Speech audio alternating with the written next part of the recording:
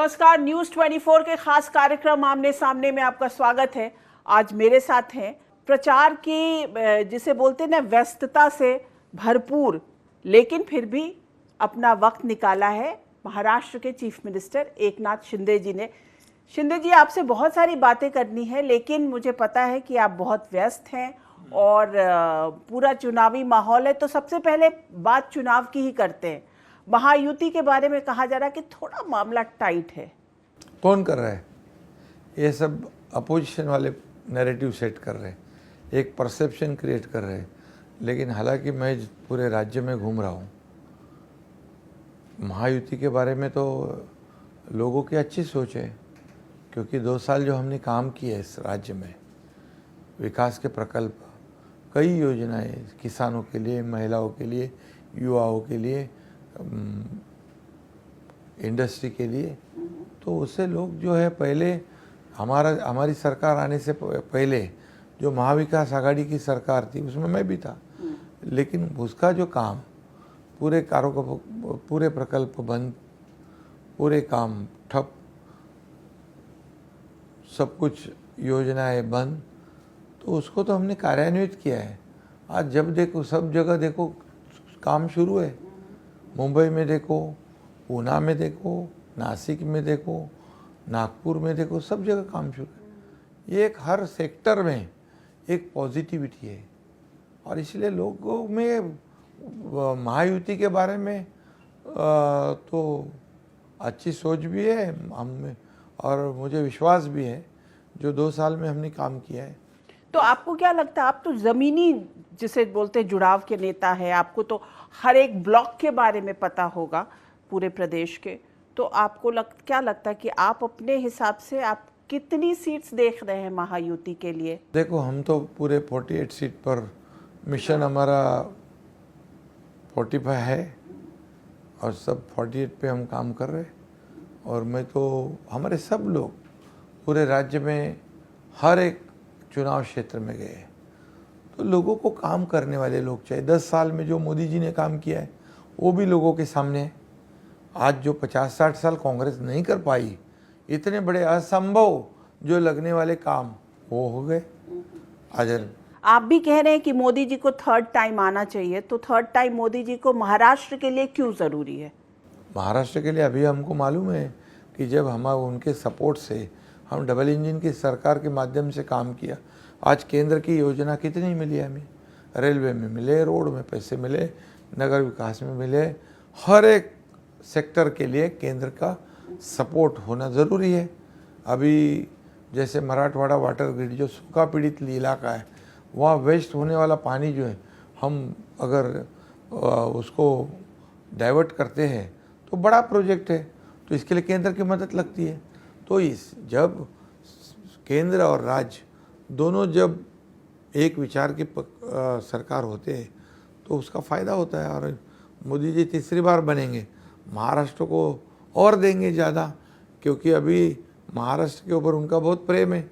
कितने प्रोजेक्ट को तो हम जैसे बुलाते उद्घाटन के लिए आ जाते। लेकिन कहा तो ये भी जा रहा है, इनफैक्ट आपके ऑपोजिशन वाले लोग ये कहते हैं कि महाराष्ट्र से इम्पोर्टेंट प्रोजेक्ट्स जो है वो तो सब गुजरात चला जा रहा है, महाराष्ट्र का पैसा उठा करके गुजरात चला जा रहा है। इसका जवाब आप कैसे देंगे? ये तो फिजूल की बातें हैं। वेदांता कंपनी जो गई, तभी हमारे सरकार को 2 महीने हुए थे, तब मैं खुद आदरणीय प्रधानमंत्री जी से बात की थी, तो उन्होंने भी कहा था कि शिंदे जी देखो, 2 महीने में ऐसी बड़ी कंपनियां यहाँ से वहाँ चली नहीं जाती, वहाँ से यहाँ नहीं आती, उनको साल 6 महीने लगते हैं तैयारी करने के लिए। जब उनको लगा ये सरकार से उनको कोऑपरेशन नहीं मिलेगा, सपोर्ट नहीं मिलेगा, इसलिए उन्होंने तय कर लिया।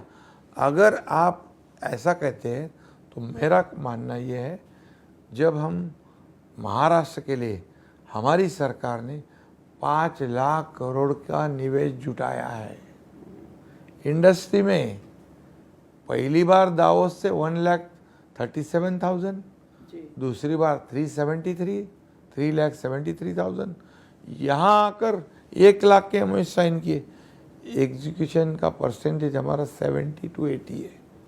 तो क्या लोग कहाँ क्यों जाएंगे? हमारी सरकार में तो अभी लोगों को, इंडस्ट्री को हम रेड कारपेट दिया है, सिंगल विंडो क्लियरेंस दिया है, सब्सिडी दी है। उद्धव जी तो आप पर यही आरोप लगा रहे हैं कि आप लोग जो है यहाँ के बिजनेसेस को उठा के गुजरात लेके जा रहे हैं, मुंबई को खोखला कर देंगे, यहाँ का जो कैपिटल बेस है, जो फिजिकल या जैसे फाइनेंशियल कैपिटल है, ये उठ करके अब अहमदाबाद चली जाएगी। वो जब मुख्यमंत्री थे तभी अंबानी जी के घर में बम रखा था नीचे। वो बाकी लोग के जो जितने उद्योगपति थे उनके खिलाफ मोर्चाबाजी करते थे। ऐसे परिस्थिति में क्या कोई इंडस्ट्री बढ़ाता है? कोई एक्सपांड करता है उसका इंडस्ट्री? उसको सुरक्षा चाहिए।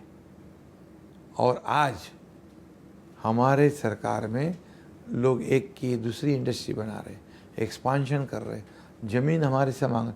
गढ़चिरौली जैसे इलाके में हमने इंडस्ट्री शुरू की, 10,000 लोग काम कर रहे। आज वही इंडस्ट्री और एक्सपांशन कर रहे, 15,000 लोग काम करेंगे। टाटा, मित्तल, जिंदाल वहाँ इंडस्ट्री खोल रहे। कहाँ? गढ़चिरौली में, नक्सलवाद एरिया में। तो उनको भरोसा चाहिए। अभी हमारे पास ऐसा नहीं होता है कि हम क्या बोलते, आपको क्या चाहिए बताओ। ज़मीन चाहिए, सहूलियत चाहिए, परमिशन चाहिए। पहली बार ऐसा नहीं था। पर आपकी तो ट्रिपल इंजन की मैं सरकार अब आपको चल बताता रही हूँ पहले में और अभी में फ़र्क क्या है। पहले सब पूछने के बाद आपको क्या चाहिए, आपको क्या चाहिए, आपको क्या चाहिए, बाद में हमारा क्या। जब हमारा क्या बोले तो वो इंडस्ट्री कैसे रुकेगी, भाग ही जाएगा वो। लेकिन एक बात बताइए, अब तो आपकी ट्रिपल इंजन की सरकार चल रही है। ट्रिपल इंजन में मतलब या तो वो बैलेंसिंग थोड़ी गड़बड़ा जाती होगी ना, कोई बैलेंस, क्योंकि अजीत पवार के कारण आपको प्रॉब्लम हुई, आप शिवसेना से निकले, ओरिजिनल शिवसेना जो बाला साहब की शिवसेना थी, उन अजीत पवार को फिर से आपको वापस लेना पड़ा। मतलब कुछ तब मैं मुख्यमंत्री नहीं था, अब मैं मुख्यमंत्री हूँ। तो राज्य को कैसे चलाना, हमारी पार्टी को कैसे चलाना, राज्य की जनता को कैसे संभालना, ये किसका काम होता है? ये मुख्यमंत्री का काम होता है। मुख्यमंत्री अपने ईगो को लेकर राज्य को पीछे धकेलेगा तो राज्य कैसे चलेगा? लेकिन हमारा इंटरेस्ट ये होना चाहिए, हम जनता को क्या देंगे, हमें क्या मिला, इससे हम क्या देंगे, ये भावना रख के काम करनी चाहिए। लेकिन कहा तो यही जाता है कि उद्धव ठाकरे के टाइम में भी आप, एकनाथ शिंदे बहुत पावरफुल मिनिस्टर थे। हाँ। सारा संगठन आप संभालते थे, सारी जो चीजें होती थी वो आप करते थे। आपको लगता है ना, हकीकत अलग थी ना।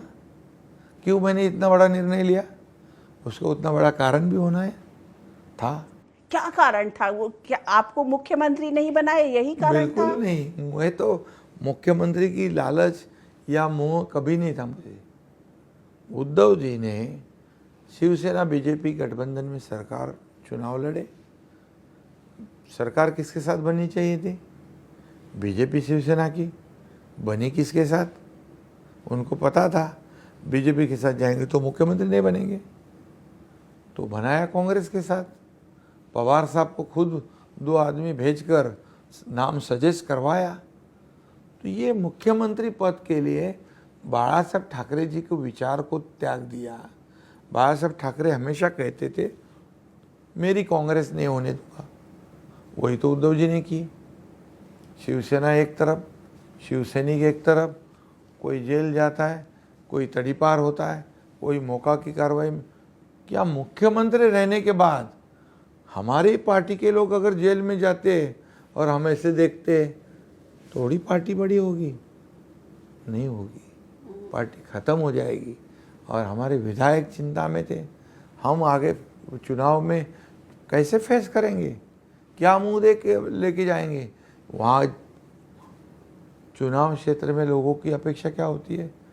सुविधा, प्रकल्प, काम होना चाहिए।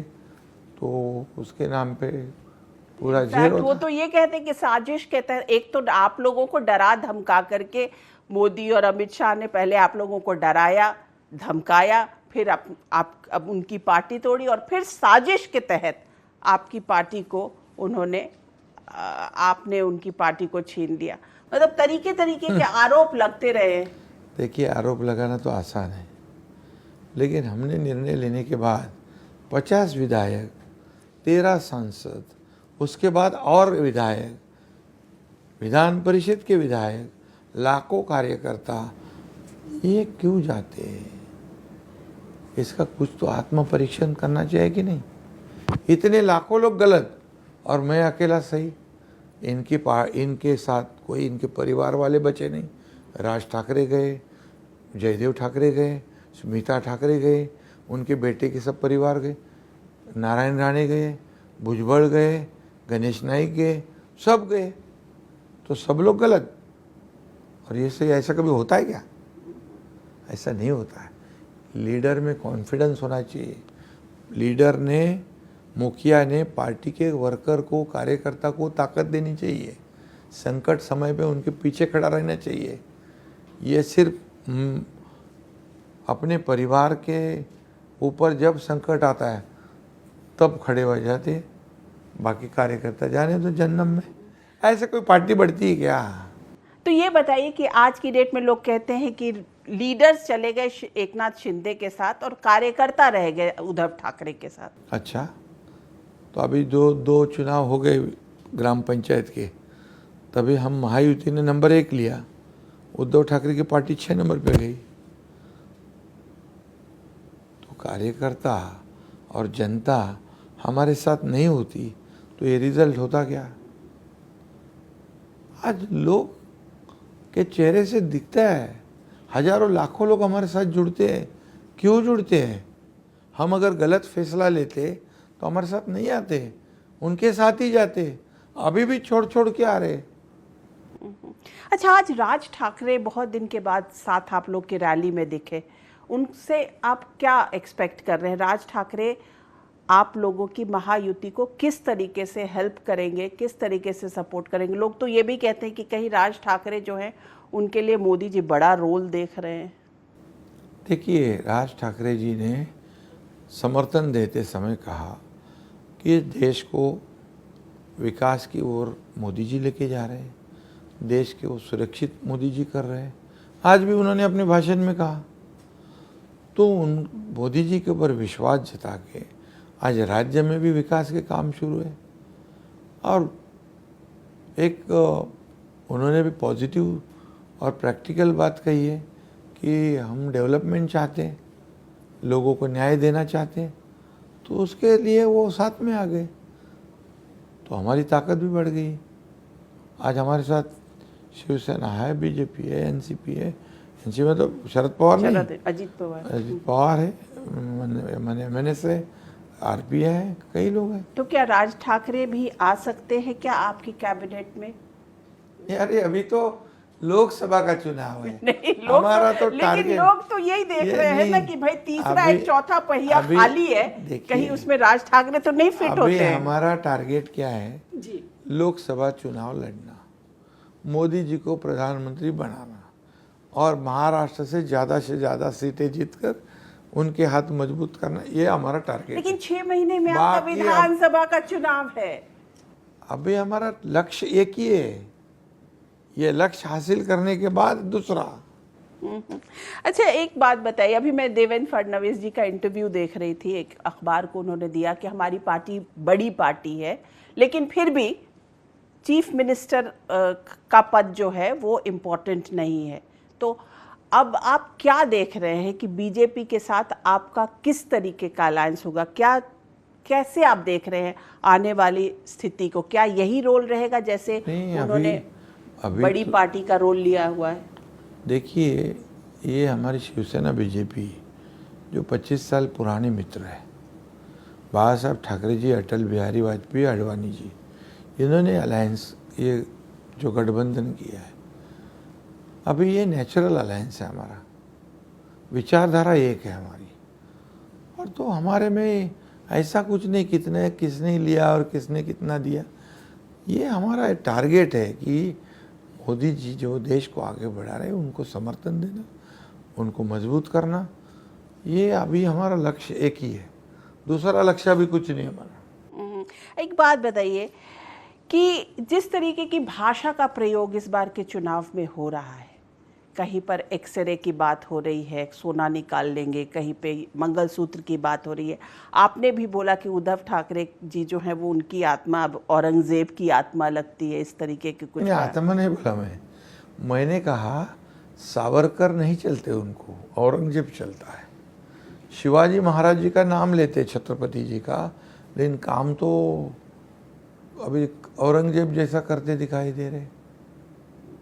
अभी देखिए, आज उनके रैली में अगर बॉम्ब ब्लास्ट वाला इकबाल मूसा दिख रहा है, याकूब मेमन के लोग दिख रहे, पाकिस्तान का झंडा फड़क रहा है, तो कहाँ चले हम। अभी आज ही कहीं उन्होंने स्टेटमेंट किया है आरएसएस के बारे में, ये क्या बोले उसको, ये फड़का चलेगा नहीं। फड़का बोले तो उनका झंडा, मराठी में कहते ना, वो फड़के बोलते, वो चलेगा नहीं। मतलब आरएसएस का भगवा झंडे से उनको एलर्जी हो गई। तो ऐसा बदलाव क्यों हो गया उद्धव ठाकरे में? भाई ठाकरे खानदान, ठाकरे परिवार, मतलब वही तो बदलाव हो गया, इसलिए तो छोड़ दिया हमने। नहीं, पर आप तो कुछ तो देखे होंगे ना, आप तो उनको बहुत साल से देखे हुए। ठाकरे जी के विचार से प्रभावित लोग हैं।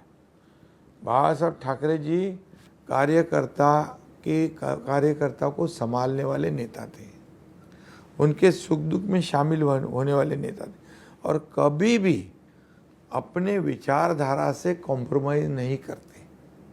सत्ता हो या ना हो, सत्ता तो आती है जाती है, लेकिन कभी भी उन्होंने विचारधारा के साथ, हिंदुत्व की विचारधारा और विकास की विचारधारा और देश की सुरक्षा, इनसे कभी कॉम्प्रोमाइज़ नहीं किया। इन्होंने तो वही कर दिया। अभी उनको भगवा रंग, कलर, एलर्जी लगने लग गया, तो कैसे चलेगा ये। लोग तो समझदार है। महाराष्ट्र का कल्चर जो है, महाराष्ट्र के लोग, लेकिन कल्चर में तो हमें मानना तो पड़ेगा ना कि हिंदुस्तान बहुत बड़ा है और सब तरह के, सब धर्म के लोग यहाँ रहते हैं। वो तो किसी को मना थोड़ी है।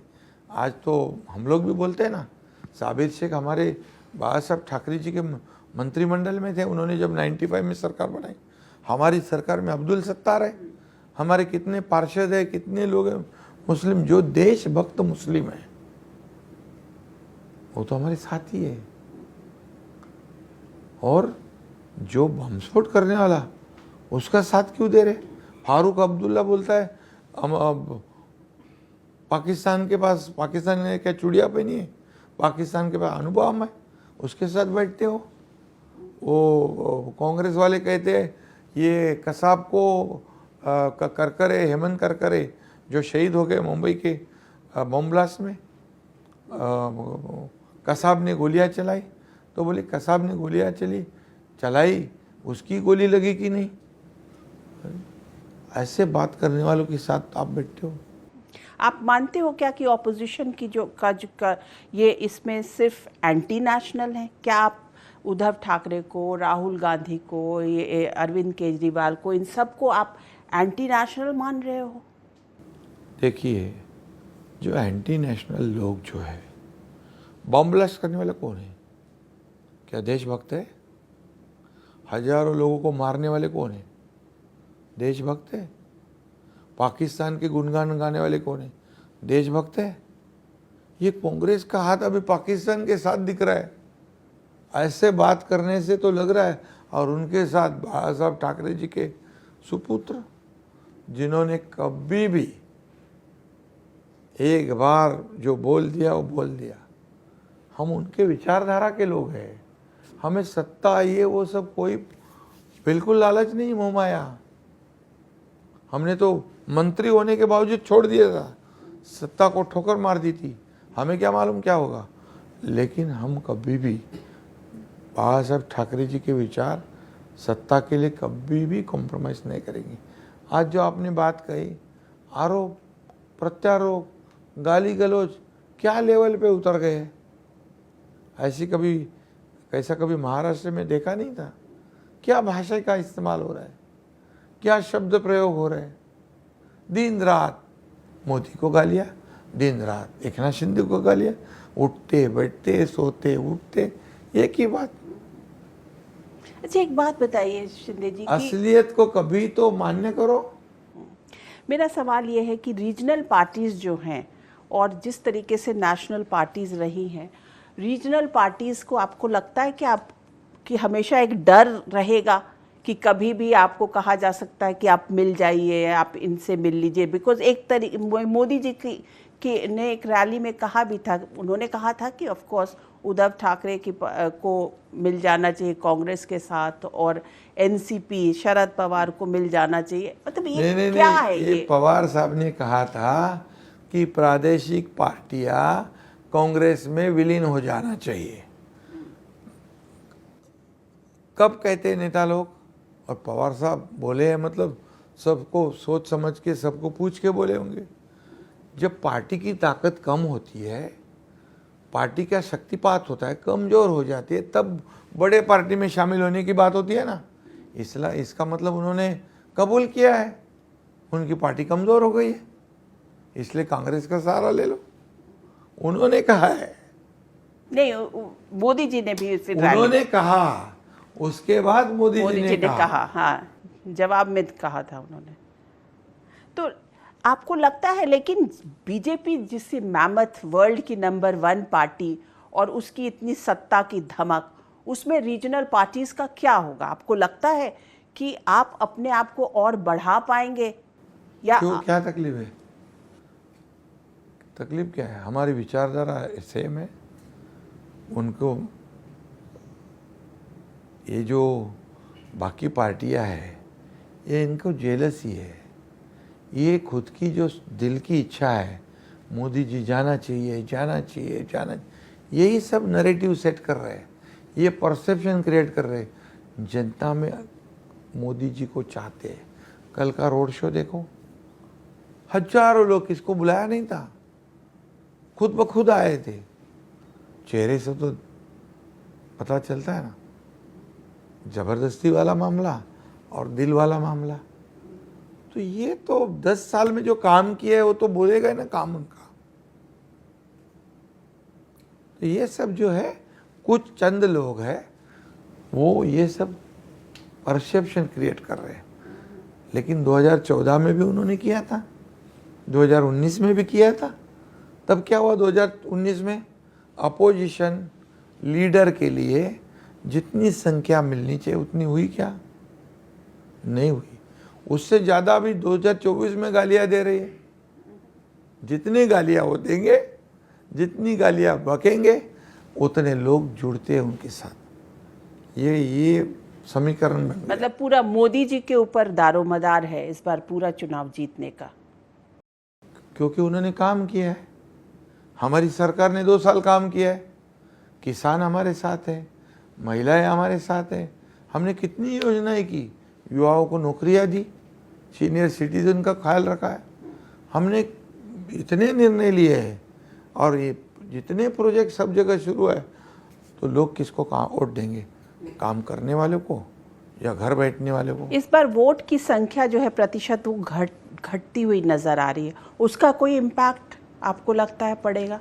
नहीं, अभी दूसरे तीसरे चरण में, चौथे चरण में परसेंटेज बढ़ गया है बिल्कुल। एक बात बताइए कि जब आप लोगों के पास जा रहे हैं तो सिर्फ मोदी जी का नाम लेके जा रहे हैं, अपने काम को लेके जा रहे हैं, या हिंदुत्व को लेके जा रहे हैं? हम डेवलपमेंट को लेके जा रहे हैं, विकास के मुद्दे को लेके जा रहे हैं।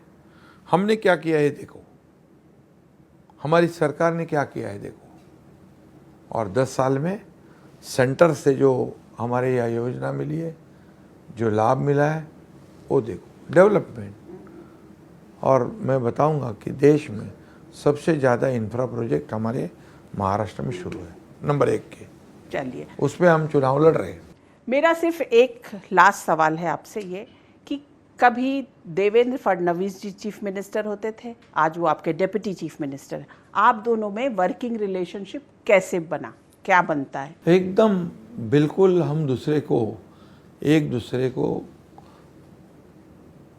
जो रिस्पेक्ट देना, जो अंडरस्टैंडिंग रखना, वो हमारा दोनों का एकदम अच्छा है। मैं कभी उनको ऐसा समझता नहीं कि वो डिप्टी सीएम है। मैं उनको बराबर का सम्मान देता हूँ, वो मुझे बराबर का सम्मान देते हैं। तो हमारे में मिसअंडरस्टैंडिंग का कोई सवाल ही नहीं होता। हमारा विजन एक है, महाराष्ट्र को आगे बढ़ाना, महाराष्ट्र की जनता के जीवन में परिवर्तन लाना। वो बड़ी पार्टी के लीडर है, इसका हमेशा आपके ऊपर वो होता होगा बिल्कुल स्ट्रेस कुछ नहीं, फैक्टर। इतना हम लोग फ्रीली काम करते हैं, कोई प्रॉब्लम नहीं। वो बड़ी पार्टी के लीडर है, इसके बावजूद? बिल्कुल नहीं, मैं तो बहुत सालों से उनको, हमारी दोस्ती पहले से है। चलिए, एकनाथ जी, हमसे बात करने के लिए आपका बहुत बहुत शुक्रिया। बहुत बहुत धन्यवाद। Thank you.